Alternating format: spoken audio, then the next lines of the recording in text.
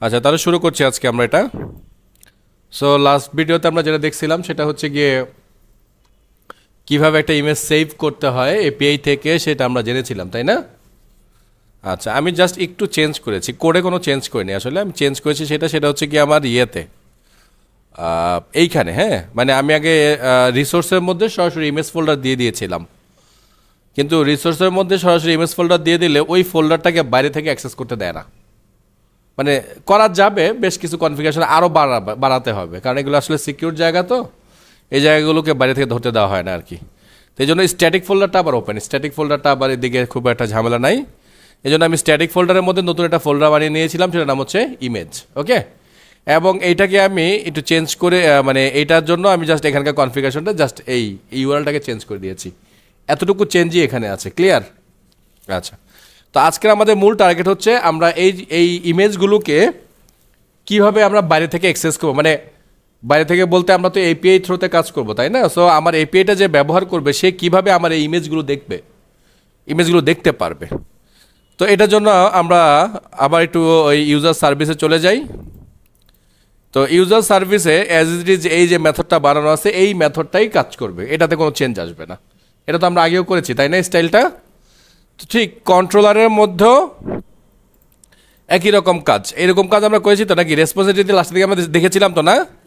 হ্যাঁ, সো ঠিক একই রকম কাজ, এটা দিয়ে আমরা গেট ম্যাপিং করতেছি, ঠিক এইখানেও সেম, এখানেও কোনো ঝামেলা নাই। আচ্ছা, আর বাড়তি আর এখানে একটা যে ক্রস হরাইজন তো আমরা দিয়েছিলাম কালকেই, জাস্ট একটু রিকল করে দিলাম, এটা অবশ্যই লাগবে। তো আমাদের কন্ট্রোলার আর কি বলে সার্ভিসের কাজ অতটুকুই ছিল। এখন একটা বাড়তি কাজ এখানে অ্যাড হয়েছে, সেটা হচ্ছে কি, আমি যেটা করেছি এখানে আমি একটা নতুন একটা প্যাকেজ নিয়েছি। খেয়াল করেন যে প্যাকেজের নাম হচ্ছে কি কনফিগারেশন। ওকে, এই কনফিগারেশন ফোল্ডারের মধ্যে এসে আমি যেটা করেছি একটা নতুন জাভা ক্লাস নিয়েছি, যেটার আমি নাম দিয়েছি ওয়েব কনফিগ। ওকে, তো এই ফাইলটা কেন করেছি সেটা সেটা আগে একটু শেয়ার করি আপনাদের সাথে। আচ্ছা, এই ফাইলটা যেটা করতে হবে, শুরুতে আমাদেরকে কনফিগারেশন অ্যানোটেট করতে হবে, কারণ এটা একটা কনফিগারেশন ফাইল হিসাবে কাজ করবে। ওকে, আচ্ছা, আর এটাকে অবশ্যই ইমপ্লিমেন্ট করতেছি আমরা ওয়েব এমবিসি কনফিগারেশন। তো এটাকে যখন আমরা ইমপ্লিমেন্ট করব তখন আসলে আমরা এই যে মেথডটা, এই মেথডটাকে পাবো। আমরা তো জানি নাকি একটা মেথড যে ওরা আমাদেরকে দেয়, তো সেই মেথডটা হচ্ছে এটা। এটার মধ্যে বাড়তি হিসাবে আমরা যেটা কী করলাম, আমাদের ডিরেক্টরিটাকে এখানে কল করলাম এবং ডিরেক্টরিটাকে রিনেম করলাম আপলোড ডিআইআর নাম দিয়ে। ওকে, ফাইন। আচ্ছা, এই যে জায়গাটা, এই জায়গাটা আসলে কেন বানালাম, এই কোডটা কেন আমরা লিখছি, সেটার কারণটা একটু শেয়ার করি। এটার কারণটা হচ্ছে স্যার, কারণ আমার ওই যে বলছি একটু আগে যে আমার এই যে ফোল্ডারটা আছে, এই ফোল্ডারটা আমি সবার জন্য আসলে ওপেন করব। সবার জন্য বলতে আসলে যারা আমার কাছ থেকে মানে আমার এপিআইগুলো ব্যবহার করবে তাদের জন্য আমি এটাকে ওপেন করে রাখবো। বুঝতে পারতেছি ব্যাপারটা?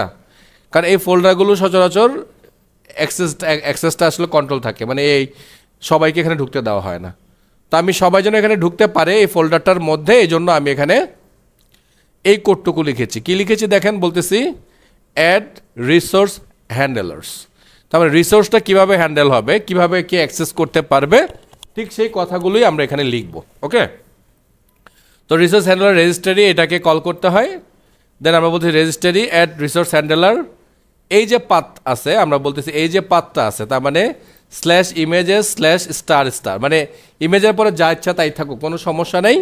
এই সবগুলো ফাইলকে আমরা কি বলতেছি, অ্যাড রিসোর্স লোকেশন ফাইল, মানে এটার নাম আমরা একটা ফাইল নাম একটা ভ্যারিয়েবল ধরেছি এবং এটাকে আমরা বলে দিয়েছি আপলোড ডিআইআর, এবং তারপরে আমরা একটা স্ল্যাশ দিয়ে দিয়েছি। এটার মানে কি, এই পুরো কথাটার মানে হচ্ছে স্যার, এই যে পুরো কথাটা তারপরে একটা স্ল্যাশ লাগিয়ে দিয়ে আমাদেরকে একটা ইউআরএল তৈরি করে দিবে।